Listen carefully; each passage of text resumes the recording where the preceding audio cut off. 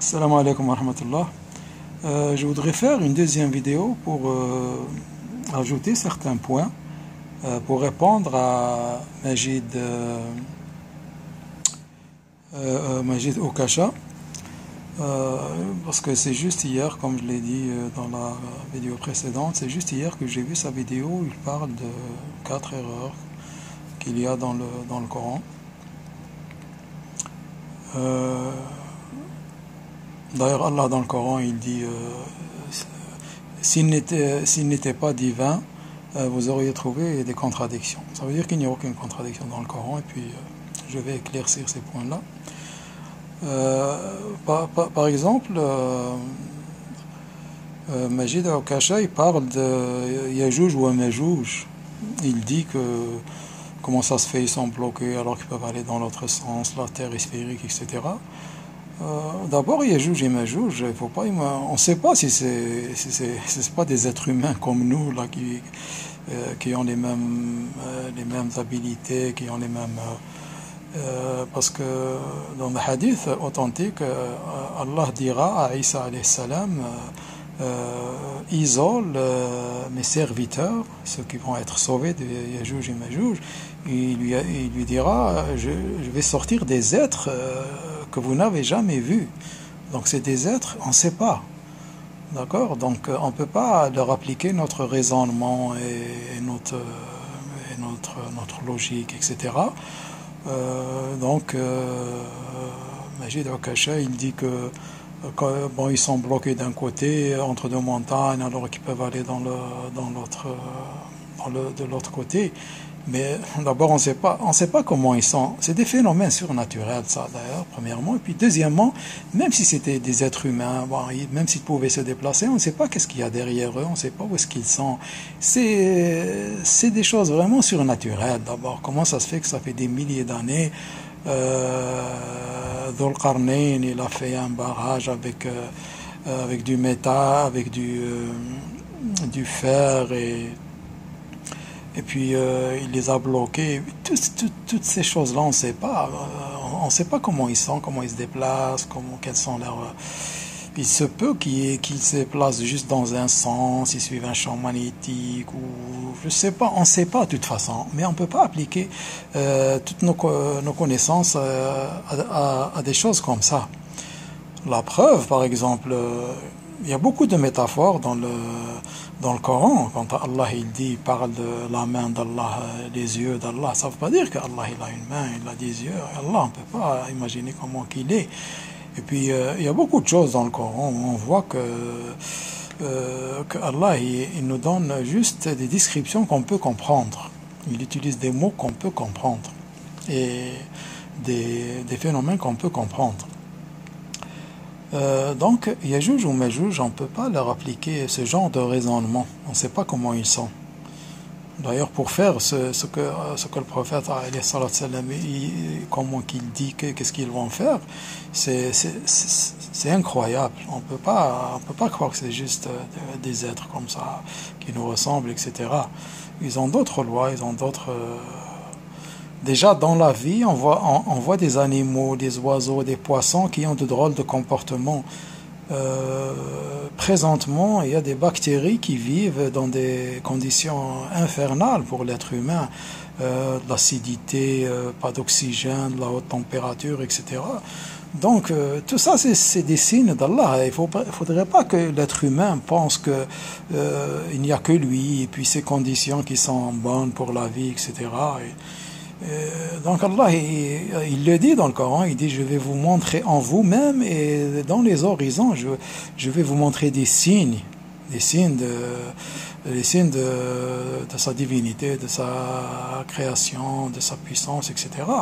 Donc, je suggère à Majid Okasha de regarder juste ce qui se passe dans les découvertes et pour comprendre que le monde est beaucoup plus vaste et varié que nous et que ce qu'on sait, que ce qu'on pense. Aussi, Majid Okasha, il parle du cœur et du cerveau. Alors, je l'invite à voir les dernières découvertes qui ont été faites à propos du cœur, justement le cœur.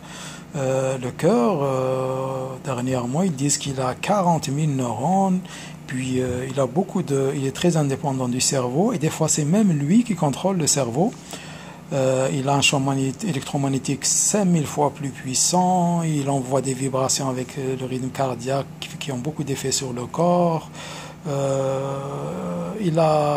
l'invite à se documenter sur les dernières.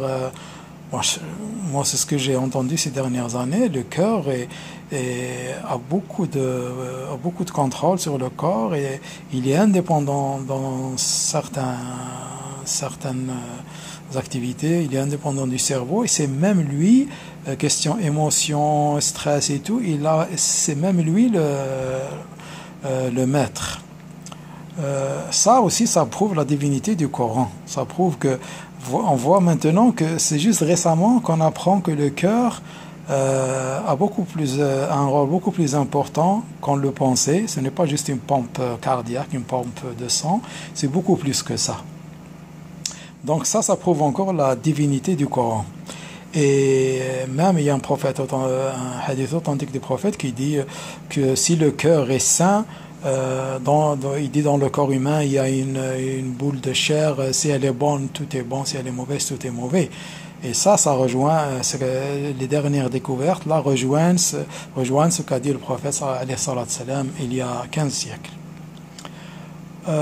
Pour ce qui est le ciel qui tombe là, même les dernières théories de l'astronomie, la création de l'univers, ils parlent du Big Bang, l'explosion, mais il y en a qui s'attendent à l'implosion. Ça veut dire que un certain temps, l'univers va revenir comme il était quand il va finir de son expansion, peut-être. Et là, ça fait l'implosion et ça fait que tout va tomber. On va recevoir ce qu'il y a dans le ciel sur nous. C'est une façon de dire que le ciel va tomber. Et même Allah, il dit, il retient le ciel pour qu'il ne tombe pas, sauf avec sa permission. Ça veut dire que un jour, il se peut que le ciel nous tombe sur la tête, comme c'est déjà dit. Et puis Allah aussi, dans le Coran, il dit, il pliera les cieux comme on plie un livre. Donc il se peut que ça aussi, le phénomène de l'implosion soit un petit peu compris comme ça. Aussi, il y a un phénomène qui n'est pas compris actuellement dans les dernières théories de l'astronomie et cosmologie et tout.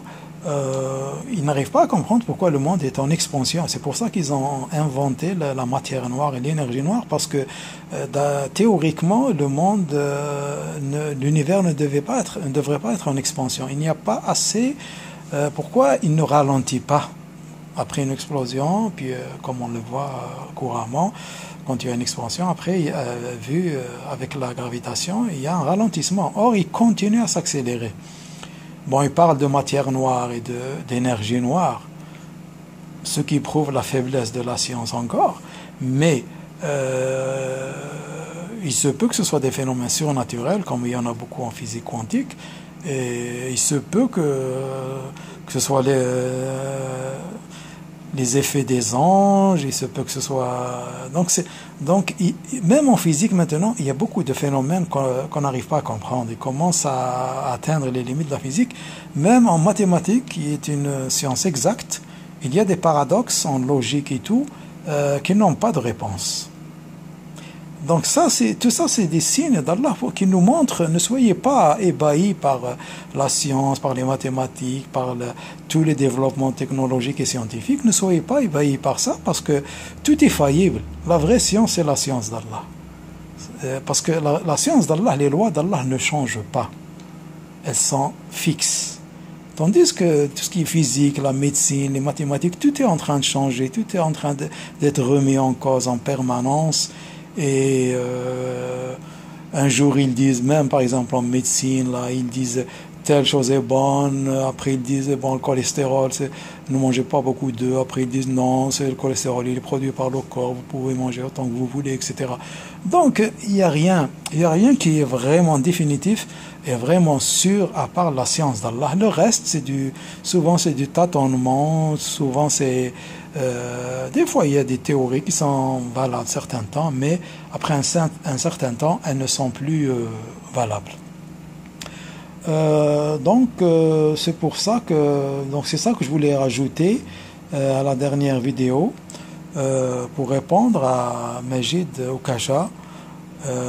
Moi j'ai vu juste une vidéo, donc j'ai répondu à ces 4 erreurs qu'il a citées, qui ne sont pas des erreurs, hein. Il y a Joujou et Majouj, le ciel qui tombe, le cerveau et le cœur, et puis il a parlé aussi, j'ai déjà parlé de la prosternation des montagnes, et du tesbih, les étoiles, les arbres qui font les louanges à Allah. Allah il nous dit, vous ne pouvez pas percevoir leur louange. Donc, moi je vois sincèrement que Majid Okasha ne lit pas en profondeur le Coran et globalement, et puis qu'il y a beaucoup d'erreurs dans ce qu'il dit même scientifiquement. Je pense que pour parler de ces sujets-là, il faut s'informer. Il ne faut pas se précipiter. Il y a aussi un principe qu'Allah cite dans le Coran, il dit ceux qui sont égarés, Satan embellit leurs actions. Ouais. Donc souvent, ceux qui s'attaquent à la religion, à l'existence d'Allah et tout, c'est des gens qui sont souvent, ils pensent qu'ils sont très intelligents, ils sont pas naïfs, ils sont d'actualité. Donc ça, c'est l'embellissement du shaitan. Ça, c'est l'embellissement du shaitan. La foi en Allah ne nous met pas de limites à notre créativité, nos inventions, aux recherches. Elle ne met aucune limite. Au contraire, Allah il dit, j'ai tout mis au service de l'être humain. Même les éléments qu'on utilise, là, ils ont été fabriqués dans les étoiles. Tout a été fait pour notre confort et notre bien-être. Et puis, il n'y a aucune contradiction entre la science positive et bénéfique pour l'humanité et la foi en Allah. Comme je l'ai dit, il y a toujours eu, et jusqu'à présent, il y a de grands scientifiques, des savants qui sont des religieux dans les 3 religions. Bien qu'il n'y a que l'islam, toutes les religions, c'est l'islam, c'est juste, même les musulmans se sont divisés. Mais c'est ça, un vrai scientifique, quelqu'un qui est honnête, c'est quelqu'un qui ne se détourne pas devant la vérité, puis qui cherche le bien de l'humanité.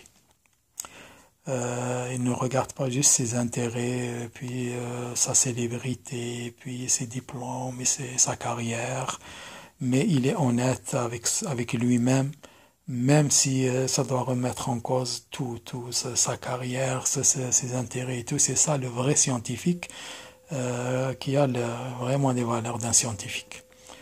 On voit actuellement même des religieux qui jouent avec la religion pour leur célébrité, pour leur honneur propre, etc.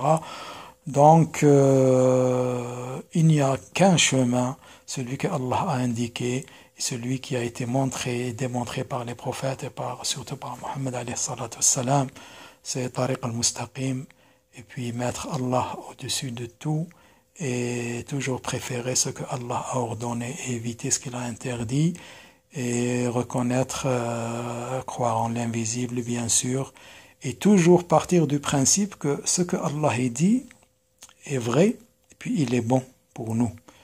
Il nous reste juste à comprendre pourquoi et comment, c'est tout. Parce qu'Allah il dit, vous pouvez aimer des choses qui sont mauvaises pour vous, vous pouvez détester des choses qui sont bonnes pour vous, Allah sait, mais vous ne savez pas.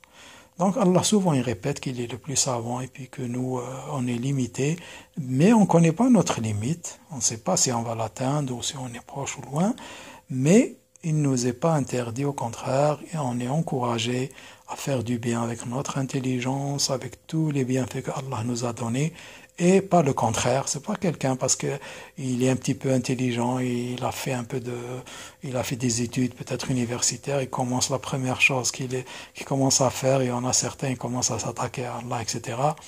Alors qu'Allah peut très bien le rendre abruti s'il veut, lui donner une maladie, puis il va se retrouver au niveau zéro.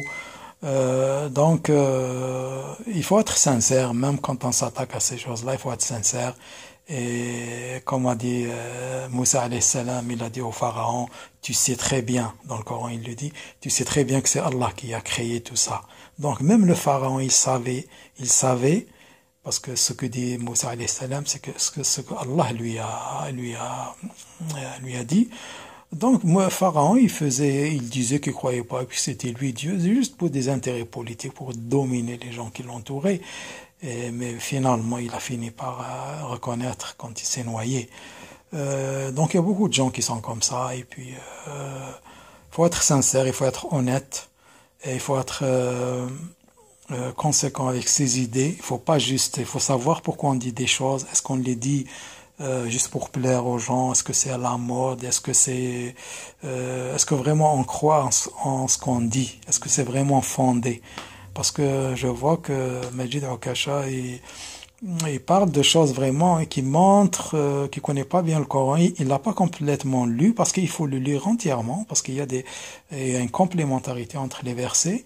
Et puis, pour saisir son sens, déjà, il faut maîtriser bien la langue arabe. Puis il faut connaître beaucoup de choses. Donc, moi, je suis sûr qu'il y a beaucoup de gens qui se permettent pas de dire n'importe quoi sur l'informatique ou la biologie ou n'importe quelle matière moderne.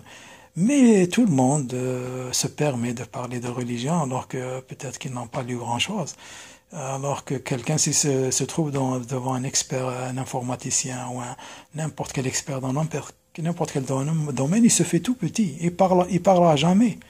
Mais la religion, il n'y a personne qui la défend, tout le monde parle et tout le monde... Mais quand même, avant de parler, il faut bien s'informer.